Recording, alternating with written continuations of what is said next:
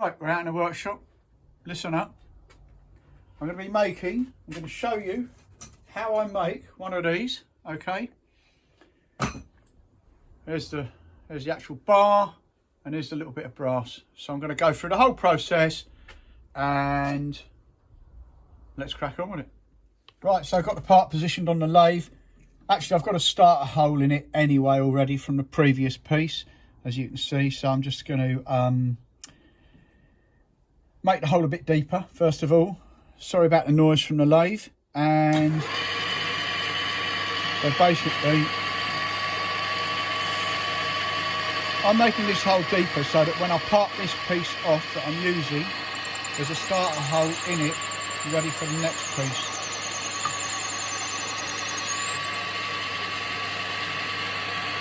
Right, now first of all, I'm going to mark this where I want to part it off. I'm going to mark this with this little tool here, not the parting off tool, and I'm going to show you. We'll keep the camera running, and I'll show you exactly what I'm doing here. So that.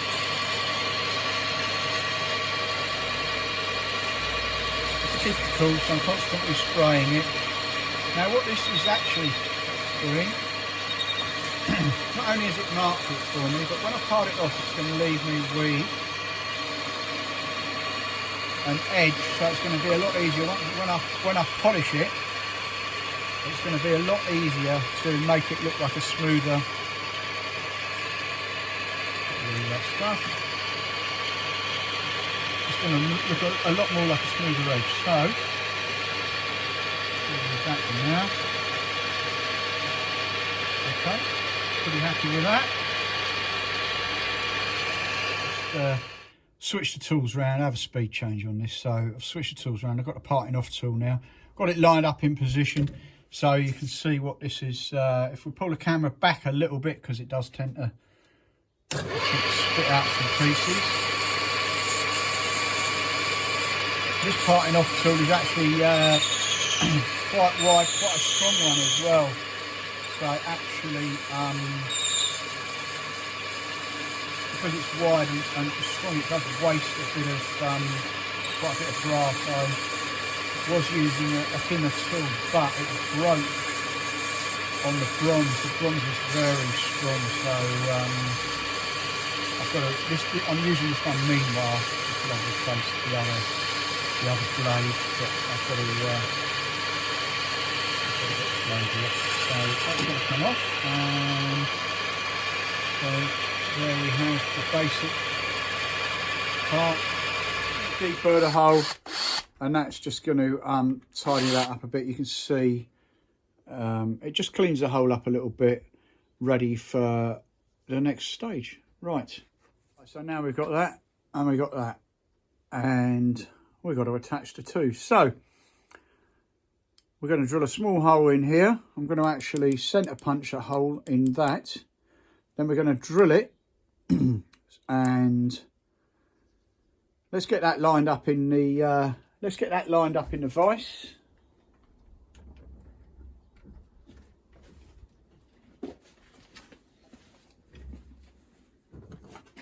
Now what I want to do is just line up a centre punch kind of in the middle.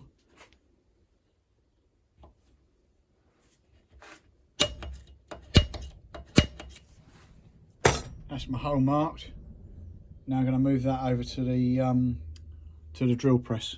Right, so we've got a piece lined up in the small engineer's vise on the drill press, and it's centre punched already. Now sometimes I do go in with a starter bit on another drill press, but this time I'm just going to drill a hole, and I kind of know where I'm drilling to at this point, and we'll come out and just check a couple of times, just check we're deep enough, and there we have it. That's as deep as we need to go with it, to be honest with you. Let's get to the next stage. Before the next stage, just a quick degrease. That's just going to get any oil, any coolant. I actually use WD-40 at the moment on the lathe, just because I've got an excess amount of it. It was cheap at Tesco's. But so there we have that part. Okay, and what happens now is that will go into there. It will push in there, more or less, right? And that will kind of hold that. But the next stage now is I'm going to put it into the rig ready for brazing and getting these two fixed together. So now the next stage is to get these two parts brazed together. Now I use a 50% silver solder rods. That's the remnants of a rod, but they are quite expensive, so I do use that. I'm not going to throw that away. I can probably do 2 out of that. It's pretty expensive stuff, so I'll definitely get 1 more out of that. Now then, so this is my rig that I made because I want to keep everything in line, and I was having a little bit of trouble doing that. Now, different people obviously have their own ways of doing this, so but this is the way I came up with, and so I'm just going to bolt this onto this little bit of threaded bar there like that. Okay, now the idea being that what we're going to do, this will sit down in here, okay, and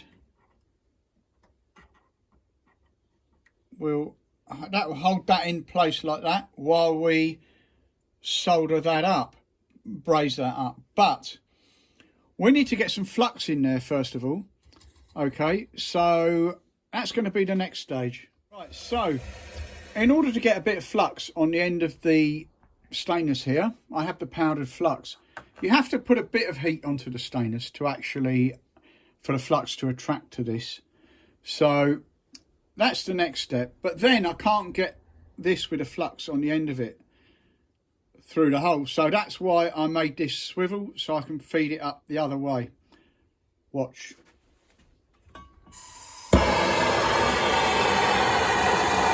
That's all the heat we need. So I'm just going to dip that in the flux powder, and that's going to help like that. Now I can tap off any excess. We're going to put this in the rig like this. Okay. Then, without burning my hands too much, line it up with the hole. Now the flux, at this point, has already set solid. So I can't squeeze that into the hole. But as soon as I apply heat to this, the flux is going to melt. Some of it's going to melt into the hole. And I'll be able to turn this bar and kind of spread the flux around. Now the idea of flux, it has an acidic purpose, and it effectively it cleans the two metals, the two parent metals together. It cleans them both, sorry, so that we can braze them together, and it gets rid of any impurities. Now you're going to see what happens when I apply heat to this. Right, so here's my brazing rig. I am using oxypropane, so oxygen and propane, and it works for me. Acetylene is far too messy and far too hot, to be honest, so that's why I use this. So a little bit of heat on the silver solder, dip it in the flux. That's going to give us the flux on there. Right, and I'm just going to hang on to that. Now we're going to heat this. Both metals, the stainless steel and the brass, need to be red hot for this to take. Okay, now then, that's going to be melted in a sec, and I'll be able to twist this rod just to give it a little, there we go, I can twist that now. That's going to spread the flux and make sure that the rod is in the hole properly. Okay, now just take a minute to heat this up red hot, but we're going to keep the camera rolling so you can see the entire process. Hopefully I won't run out of gas, because it is expensive these days. Now as you can see, the stainless steel is red hot before the brass. The brass is absorbing quite a lot of heat, and also some of the heat gets absorbed into the rod that it's on. As you can see now, the brass is red hot. So I'm going to introduce this, and the capillary action of the flux is going to take it where it needs to be. So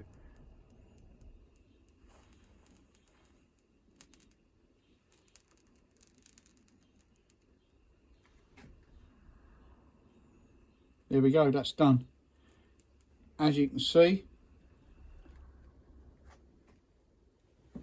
Now I prefer to, let's just say over braise it a little bit. I'd rather put too much in than not enough.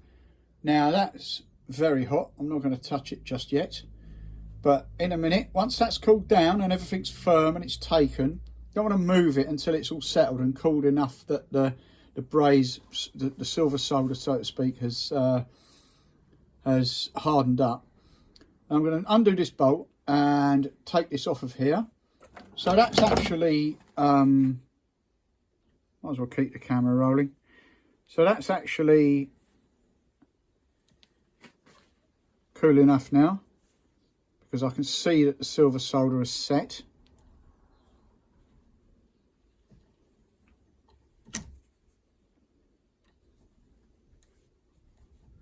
And the nut doesn't want to come off.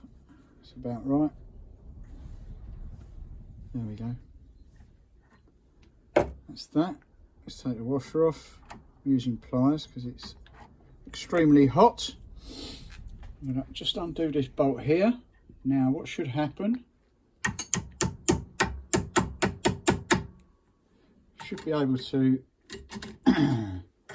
move that apart. So it does get a bit temperamental sometimes. This sticks a little bit, and so there we have it. Anyway, that's the braised, fully braised item. Now the next step from this, I put this in, I pour boiling water on it out of the kettle, and what that does is that gets rid of the excess flux. So I think what we'll do is I'm going to go inside and I'll just go indoors and do that quickly. There's nothing to be gained videoing that, but I'm going to do that quickly, and then I'm going to come back out and show you the next couple of steps. So here we go. So that is fresh out of the boiling water. Literally just dip it in a cup of kettle water, and it just takes all the extra flux off. Next stage, you're going to be a bit noisy, because I'm going to just wire brush everything that's left, all the imperfections, and then we're going to go over to the polishing wheel. So here we go.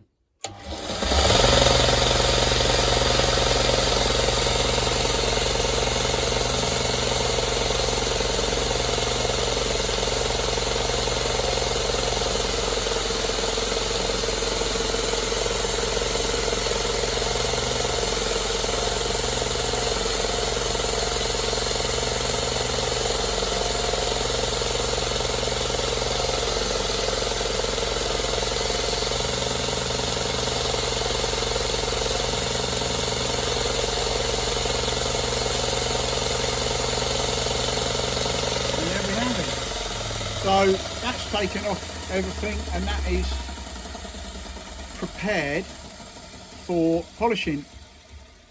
And as you can see, it's a really nice braise where I've got the silver solder in right in there. So oh, that was hot. Yeah, as you can see, I've got the silver solder right in there. It's going to be nice and strong. I don't need to do any destruction testing when they're like that. I do destruction test the occasional one, but it seems a shame when it's that nice. Right, so here's my polishing wheel. This is my polishing rig. This is the final finish polish I use. And well, I've got different ones actually, different grades, but this is the one I use for brass, and it's really good. Now we're going to get a really nice shine on this, get it all cleaned up, and you're going to see what and this is also going to clean this the actual tremolo bar, so to speak. So it's going to make a bit of noise, and let's go.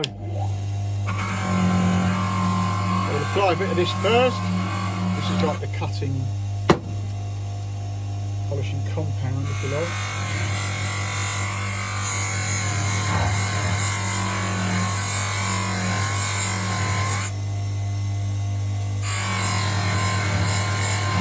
Doesn't take too long. It's nice to do the job properly. Put a bit more of that on, and then the other one.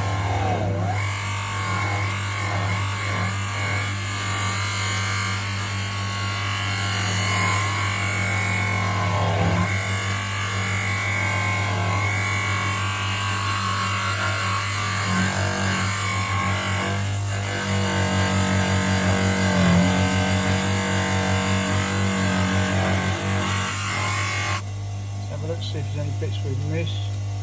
A little bit there that could do with it. Before we go on to the stainless.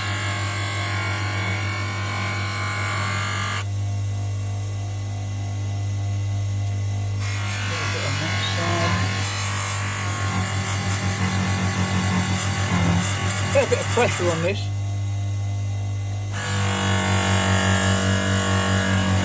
Sometimes the brass does get a bit discoloured. You can see a little bit of discoloration there, but it kind of gives it a nice, almost like an antique patina. Now I'm just going to polish right into where the silver solder went,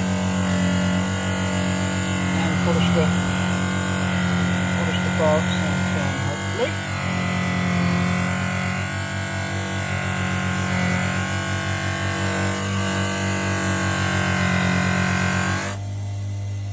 And there you have it. That's fully polished, so we're just going to degrease that now. So I use an actual brake and parts cleaner spray from Hulks. It's actually quite good and it's cheap enough. I get sort of 12 or 24 pounds at a time, and it really does do the job.